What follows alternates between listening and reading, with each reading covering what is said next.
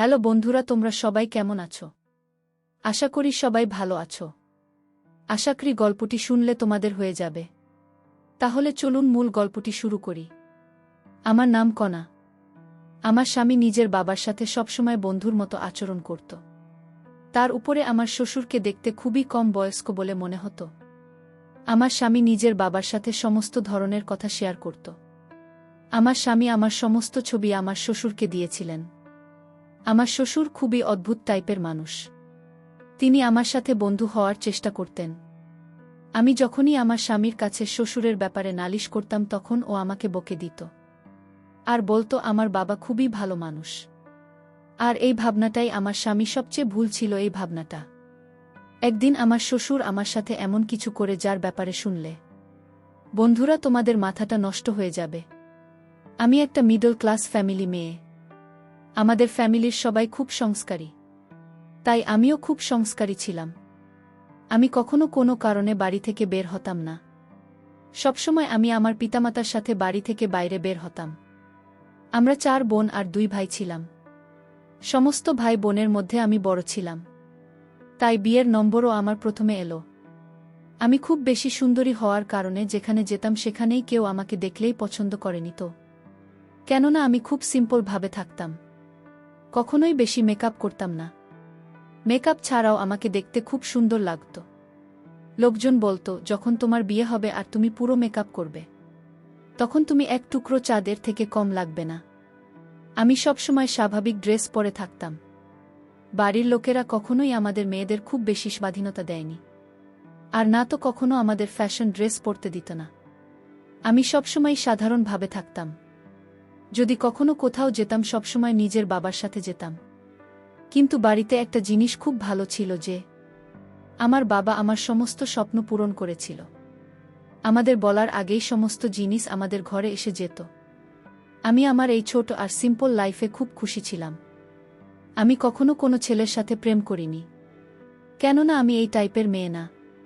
আমি সব সময় নিজের কাজ নিয়ে থাকতাম। এখন আমার বয়স 20 বছর হয়ে গেছে, আর আমার বাবা মা সিদ্ধান্ত নিলেন যে তাড়াতাড়ি করে আমার বিয়ে দিয়ে দেবেন। আমার বাবা মা আমার জন্য এমন একটা সম্বন্ধ দেখছিলেন যা আমাদের মতো সিম্পল হবে। তার সাথে সাথে আমাদের ফ্যামিলির সাথে মিলে আমার বাবা মায়ের কথা ছিল, ছেলের পড়াশোনা জানার সাথে সাথে দেখতে স্মার্ট হতে হবে। কেননা আমার বাবা মা চাইতেন না যে আমার বিয়ে এমন কোনো ছেলের সাথে হোক যে দেখতে ভালো নয়, তার না তো বেশি পড়াশোনা জানে। কেননা এর আগে আমার জন্য অনেক সম্বন্ধ এসেছিল, কিন্তু আমি পড়াশোনা করছিলাম বলে বাবা মা আমার বিয়ে দেননি। এখন যদি আমার বিয়ে কোনো যেমন তেমন ছেলের সাথে হয়, তাহলে লোকের নানান কথা শুনতে হবে। তারা বলতো যে মেয়ের জন্য যখন ভালো ভালো সম্বন্ধ এসেছিল তখন মেয়ের বিয়ে দিলে না, আর এখন যেমন তেমন ছেলের হাতে নিজের মেয়েকে তুলে দিলে। আমার জন্য এক সেরকমই ছেলের সময় এলো। ছেলে অনেক পড়াশোনা, হাই ক্লাস 5, ওদের নিজস্ব বিজনেস, আর ওদের অনেকগুলো বাড়িও ছিল, আর ওদের ফ্যামিলিতে শুধুমাত্র ওর বাবা ছাড়া আর কেউ নেই।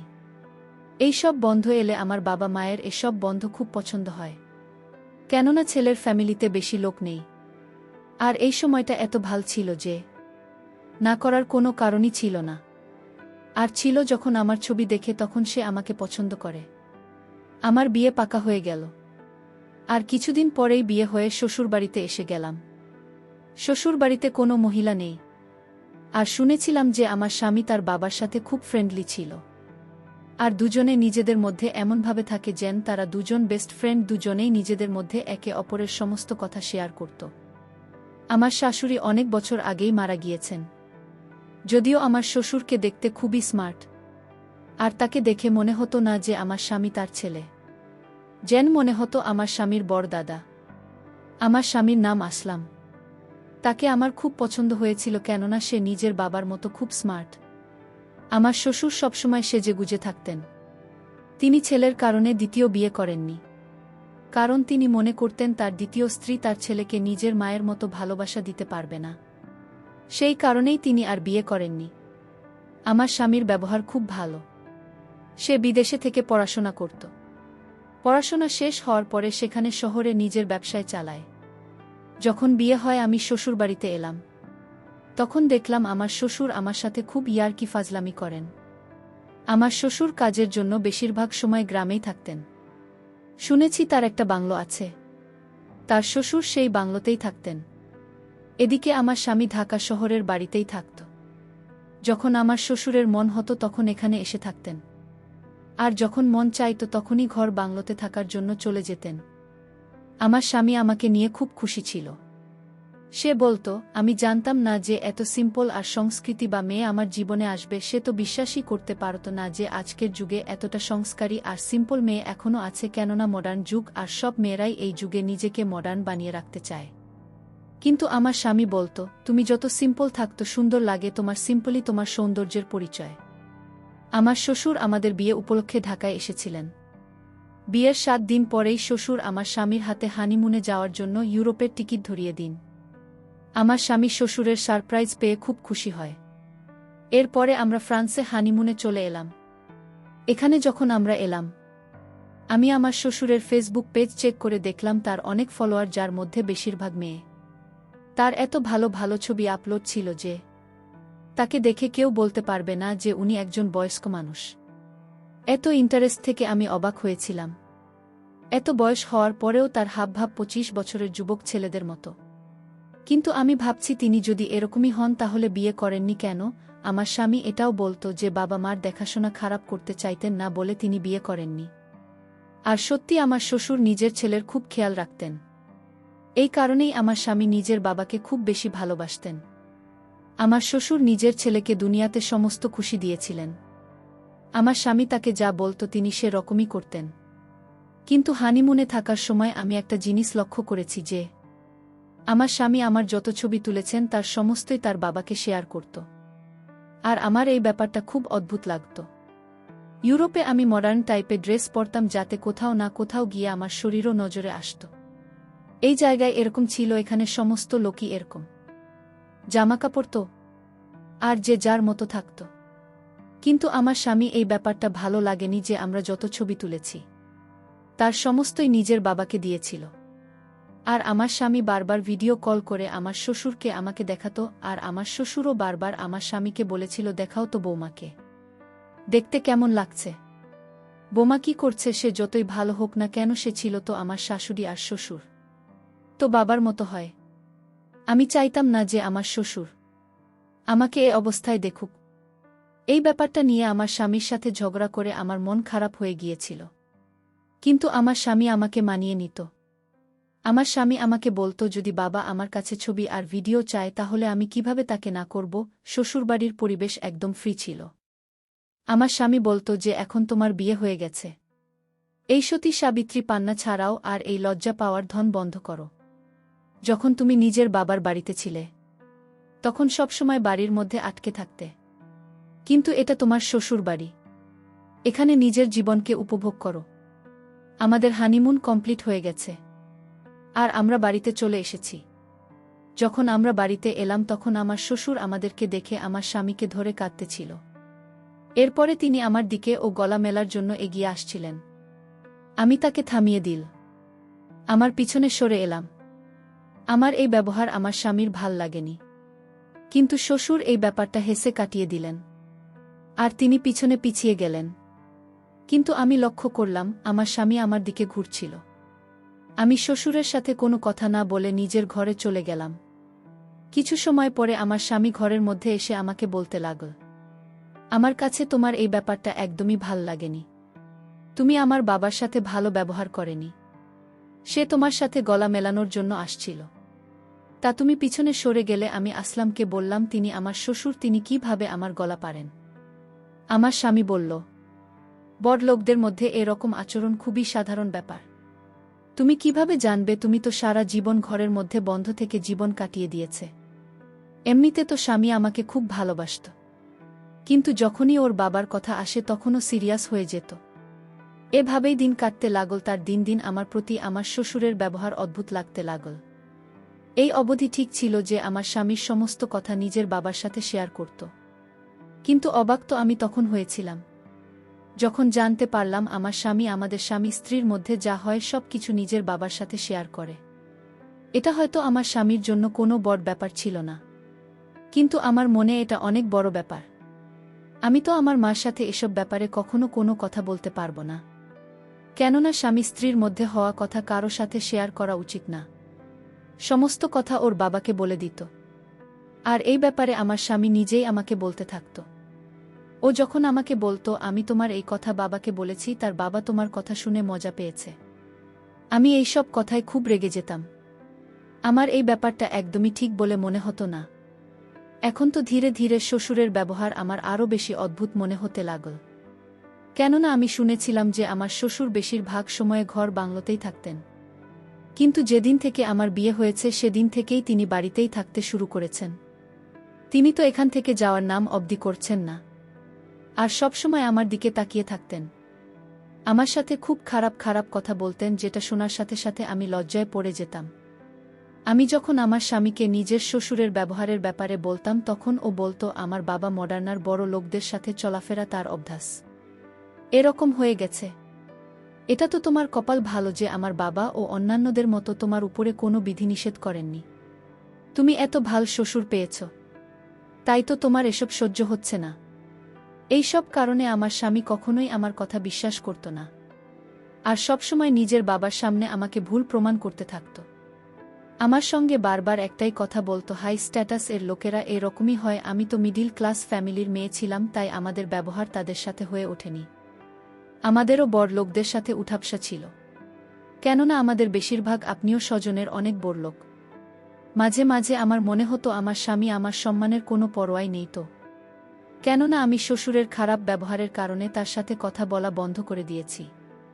আমার স্বামী বলতো, আমার বাবার এই বাড়িতে থাকা অবস্থায় কখনো যেন এরকম মনে না হয় যে তুমি তার সাথে কথা বলছো না। যদি এরকম হয় তাহলে আমার থেকে খারাপ কিছু হবে না। আমি এখানে বিয়ে হয়ে আসার পরে খুব বড় সমস্যায় ফেঁসে গেছি। একদিকে শ্বশুরের ব্যবহার আমার পছন্দ হতো না, আর অন্যদিকে আমার স্বামী আমার কোনো কথাই বুঝতে চাইত না। প্রথম প্রথম আমার স্বামীর ব্যবহার আমার সাথে ভালোই ছিল, কিন্তু যখনই ওর বাবার কথা আসে তখন ও আমাকে খুব অপমান করত। একদিন তো আমরা একটা অনুষ্ঠানে গিয়েছিলাম, আর ওখানে তো আমার শ্বশুর সমস্ত সীমা পার করে দিয়েছিলেন।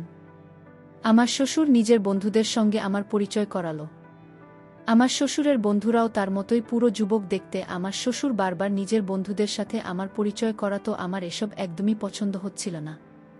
তাই আমি আমার স্বামীকে বললাম যে, দেখো, তোমার বাবা তার বন্ধুদেরকে বারবার আমাকে দেখাচ্ছেন, নিজের বোমাকে নিজের বন্ধুদের দেখাতে। আমার স্বামী বলল, শুরু হয়ে গেল। সে বলল, কনা প্লিজ, তুমি পুরনোদের চিন্তাধারা থেকে বের হব। আমরা প্রথমবার বিয়েতে এসেছি, কিন্তু কেউ তোমাকে চেনে না, আর তাই তো বাবা সবাইকে তোমাকে চিনিয়ে দিচ্ছেন।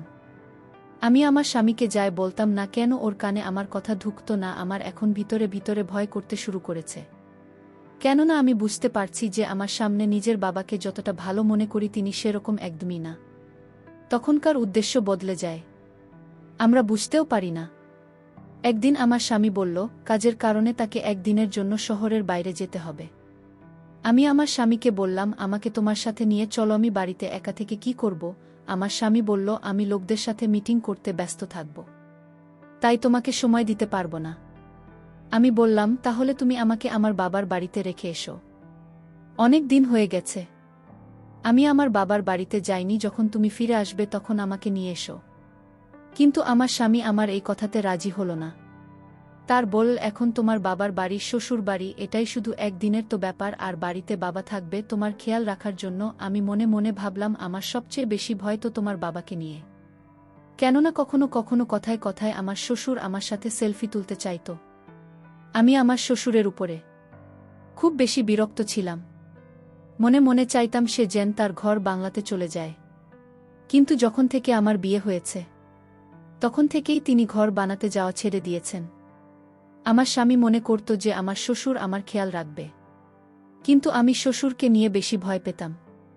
আমার মনে হতো যে আমি তার বৌমা নয়, তার কোনো গার্লফ্রেন্ড যাকে সে বিয়ে করতে চায়। কিন্তু আমি পরিষ্কার শব্দে আমার স্বামীকে বলতে পারছিলাম না, কেননা আমি জানতাম যে আমার স্বামী আমার প্রতি বিরক্ত হয়ে যাবে। আর তাই আমার স্বামীকে এ ব্যাপারে কিছু বললাম না। স্বামী আমাকে রেখে শহরে চলে গেলেন।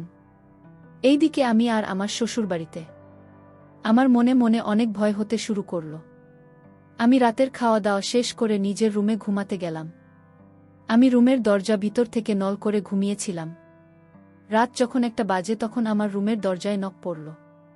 আমি বুঝতে পারছিলাম এটা শ্বশুর আব্বাই ছাড়া আর কেউ না। আমি রুমের ভিতর শুয়েছিলাম। আমি যখন শ্বশুরের ডাকে সাড়া দিইনি, তখন শ্বশুর আব্বা জোরে জোরে দরজায় নক করতে থাকে। আমার ভয় সারা শরীর কাঁপতেছিল। আমি দরজায় আওয়াজ পেয়ে আমি বলেছিলাম, কে? শ্বশুর আব্বা বলল, বোমা, আমি তোমার শ্বশুর আব্বা। দরজাটা একটু খোল। দরকার ছিল। আমি আর রুমের দরজা না খুলে পারলাম না। আমি রুমের দরজা খুলে দিলাম। শ্বশুর আব্বা তখন আমার রুমে ঢুকল। আমি বললাম, শ্বশুর আব্বা, এত রাতে আমার রুমে কেন আসলেন? শ্বশুর আব্বা বললেন, কেন, তোমার রুমে আসতে কি আমার মানে আছে? শ্বশুর আব্বা বলল, বোমা, আজ বাড়িতে কেউ নেই। আমি এতদিন যে মনের ভিতর আশা লালন পালন করে যাচ্ছি, আজ তা পূরণ হবে। আমি বললাম, কিসের আশা? আপনি এসব কি বলছেন? আপনি ভুলে গেছেন আমি আপনার বোমা। আপনি নিজের স্থানে থাকুন। আমার স্থানে আসার চেষ্টা করবেন না। তাহলে আপনার ছেলে বাড়িতে আসলে কিন্তু আপনার সমস্যা হবে। শ্বশুর আব্বা একটা হাসি দিয়ে বললেন, তুমি আমার ছেলেকে সত্যি কথাটা বললেও সে বিশ্বাস করবে না। এই কথা বলতে আমি শ্বশুর আব্বাকে একটা জোরে ধাক্কা মেরেছি। শ্বশুর আব্বা দেওয়ালে গিয়ে চাপ খেল। সুরের মাথায় আঘাত লাগে।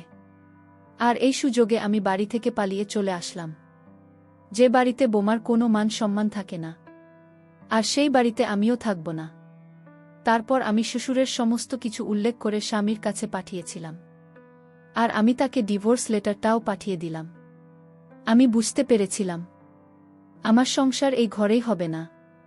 কারণ যে শ্বশুর আর স্বামীর মধ্যে কোনো পার্থক্য নাই, বোমাকে স্বামীও পেতে চায়, আবার শুরু পেতে চায়, এটা কোনোভাবে সম্ভব ছিল না আমার পক্ষে। কারণ আমার মা বাবা এই ধরনের শিক্ষা আমায় দেয়নি। তো বন্ধুরা, আজকে এই পর্যন্ত। সবাই ভালো থাকবেন, সুস্থ থাকবেন। ধন্যবাদ।